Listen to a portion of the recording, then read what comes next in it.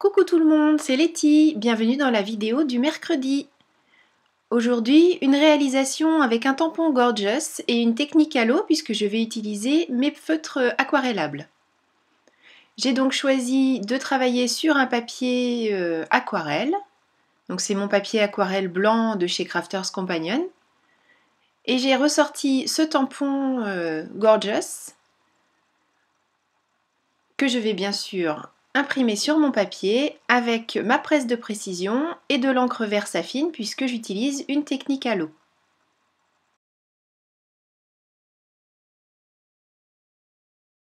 Vous m'avez déjà vu plusieurs fois utiliser mes feutres aquarellables pour la mise en couleur.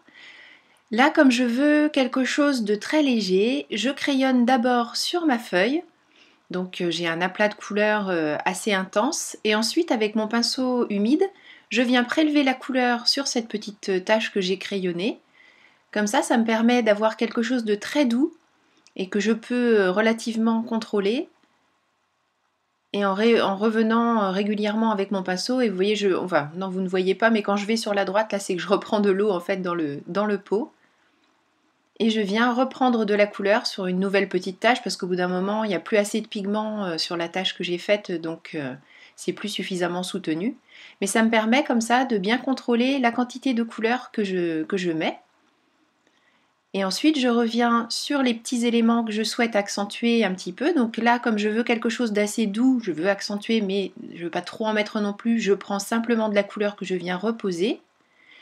Mais cette fois-ci, je veux avoir quelque chose de beaucoup plus soutenu. Donc je viens crayonner directement sur ma feuille et avec mon pinceau et un peu d'eau, je viens étaler juste sur la limite de ce que je viens de faire et du coup j'obtiens quelque chose de beaucoup plus soutenu qui me permet de faire des ombres. Ensuite, je reprends la même technique que précédemment, donc ce que j'avais déjà fait tout à l'heure a un petit peu séché, ce qui me permet du coup de reposer ici pour faire les plis de la robe de la couleur en intensifiant un petit peu puisque j'utilise le pigment assez soutenu et que je repasse par-dessus ce qui est déjà sec. Donc ça ne vient pas se fondre l'un dans l'autre, ça vient bien se poser l'un sur l'autre. Si vous travaillez mouillé sur mouillé, ça va venir se fondre l'un dans l'autre, alors que là, comme je travaille mouillé sur sec, ou sur à peu près sec en tout cas, ça vient bien se superposer.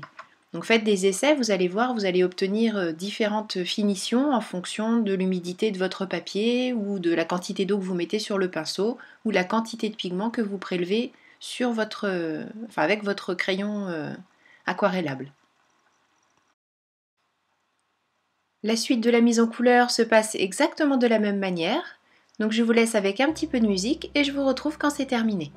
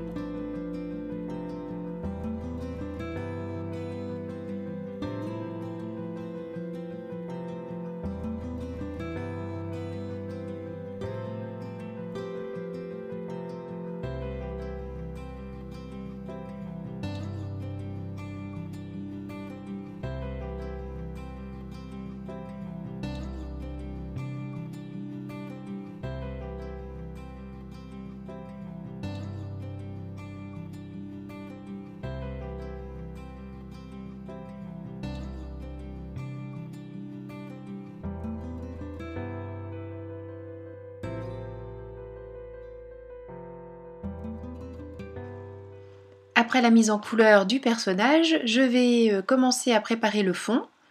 J'ai choisi de faire aujourd'hui un fond galaxie. J'ai pris une autre chute de mon papier aquarelle et avec mes Distress Oxide, je viens faire des taches de couleur alors de manière absolument aléatoire. Donc j'ai choisi le Fossilized Amber, le Picked Raspberry, ça c'est le Wilted Violet et j'utiliserai Peacock Feathers.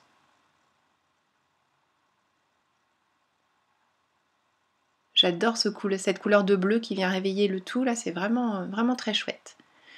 Une fois que j'ai fait ça avec mes petites mousses, je vaporise généreusement pour que toutes les taches viennent se fondre les unes dans les autres à la manière d'une aquarelle toujours, et je viens sécher.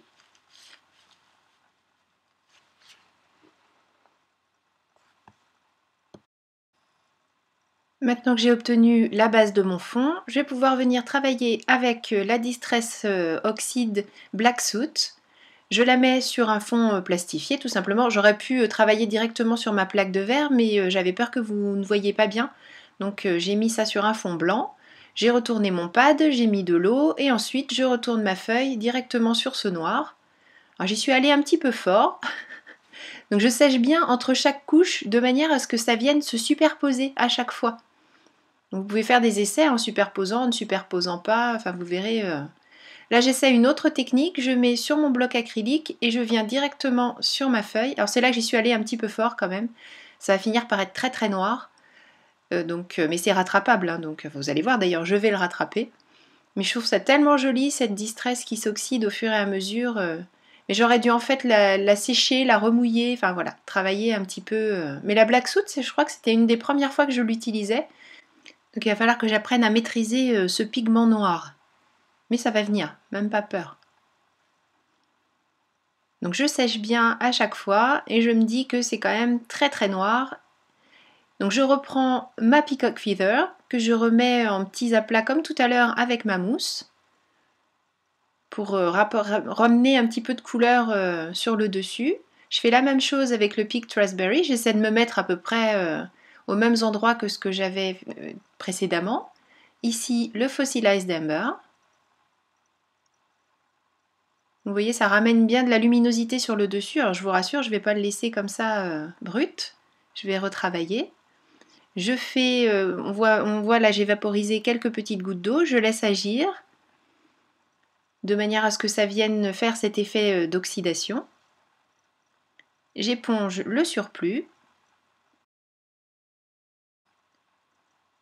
Ensuite, je sèche.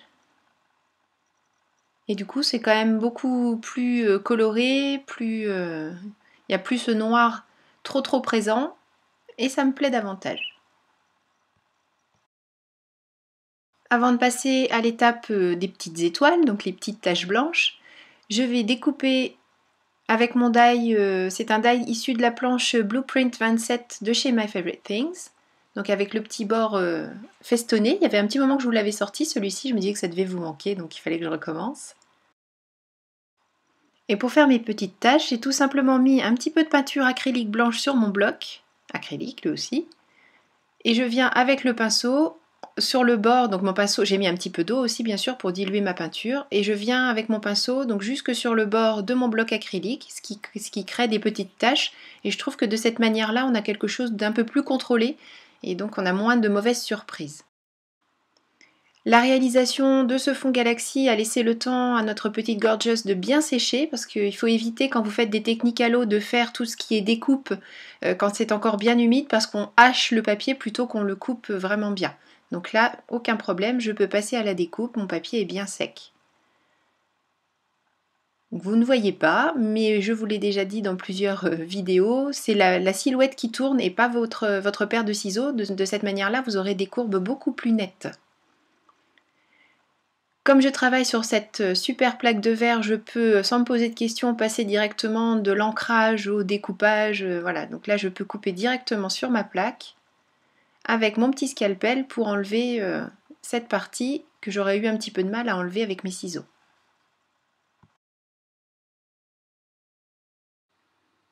Une fois que j'ai enlevé toutes les parties qui devaient disparaître, je prends mon feutre avec cette pointe pinceau et je fais tout le tour de ma découpe en me mettant bien sur l'arrière pour éviter, en cas de dérapage, de gâcher ce qu'on vient de passer longtemps à préparer. Ce serait quand même dommage.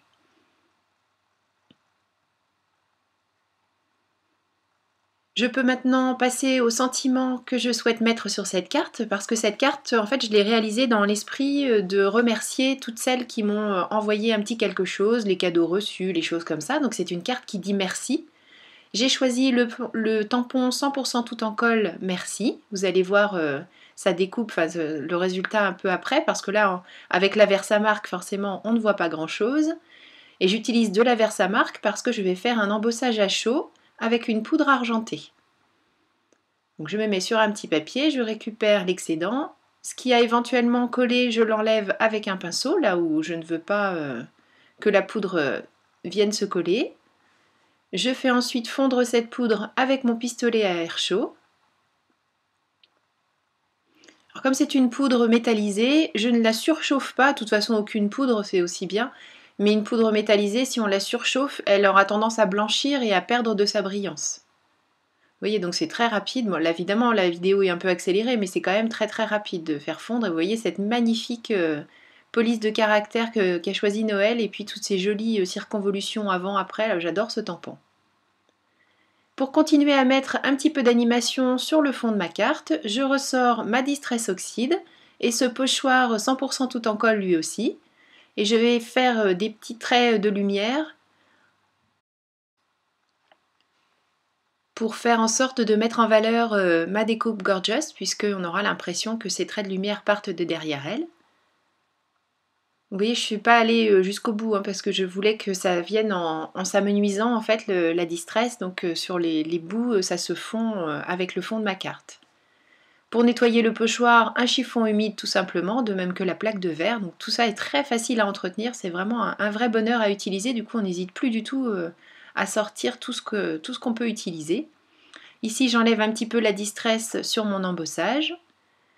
Et avec ce pochoir fond d'étoile, lui aussi 100% tout en colle, et un doigt de mousse, je mets de l'encre blanche pour venir poser des petites étoiles un petit peu autour de mon personnage. Là encore, pour animer un petit peu le fond et rajouter des petites décos. J'essaie de ne pas mordre trop sur le tampon merci. Et puis de ne pas non plus trop empiéter sur les raies de lumière qu'on vient de mettre avec la Distress Oxide. Ah oui, je vous ai pas dit tout à l'heure, c'était l'oxyde Peacock Fever pour faire les traits de lumière. Et là, l'encre blanche, c'est la Yeti de chez Lawn Fawn. Je vais mettre cette Gorgeous un petit peu en épaisseur avec de la mousse adhésive. Et toujours, comme vous avez l'habitude de me voir faire, je gaufre d'abord un petit peu ce personnage avec une bille à gaufrer très grosse. Et puis cette petite mousse sur laquelle je me pose, ça ressemble un peu à un tapis de souris pour vous donner une idée.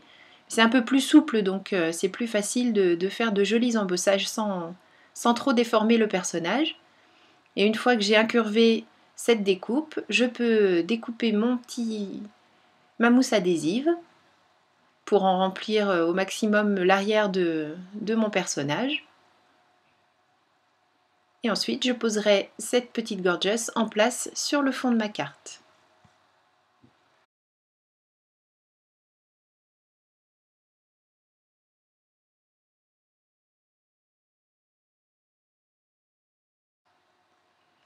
Pour ma base de carte, j'ai choisi un papier Maya que je découpe aux mesures nécessaires pour la réalisation de ma carte. Donc adaptez-vous en fonction des die que vous utilisez, de la découpe que vous avez réalisée, même pas forcément avec un die. Moi en l'occurrence, j'ai choisi de laisser un petit jour de 5 mm tout autour de ma découpe festonnée. Et j'ai choisi en l'occurrence donc un papier Maya pour réaliser ma base de carte parce que je veux assortir cette base de carte à ce qu'on vient de réaliser, donc je ne veux pas garder un tour blanc. Pour ça, je reprends mon feutre aquarellable vert, celui qui m'a servi à faire la robe de ma Gorgeous, un pinceau, de l'eau et je vais tout simplement colorer le tour de ma carte. Donc quand vous n'avez pas de papier assorti, vous pouvez tout à fait réaliser des papiers en accord avec ce que vous venez de faire, avec vos distress, vos feutres aquarellables, vos feutres à alcool. Vraiment pour rester dans la même tonalité, c'est pas toujours évident d'avoir le papier assorti à ce qu'on vient de réaliser. Donc là, on le crée soi-même et on est sûr de tomber dans les bonnes couleurs puisqu'on réutilise exactement le matériel utilisé pour le reste de la création. Donc là, en l'occurrence, le petit feutre aquarellable vert. Puis j'aime bien cet air un petit peu aquarelle justement, très doux, pas forcément uniforme au niveau de la plate couleur, j'aime bien ça. Avec mon scotch Crafters Companion, je viens généreusement mettre de la colle sur tout l'arrière de ma carte. Comme c'est du papier aquarelle, je voulais quelque chose qui tienne bien, donc là avec le dévidoir Crafters, je n'ai aucun problème. Et je viens poser tout ça sur mon fond de carte. Voilà, cette réalisation est maintenant terminée. J'espère que ça vous a plu. Surtout, n'hésitez pas à aller faire un tour sur la boutique de Tout en Colle. Vous allez voir, il y a plein de gorgeous plus belles les unes que les autres à mettre en couleur avec cette technique ou avec une autre. Je vous donne rendez-vous la semaine prochaine pour une nouvelle réalisation.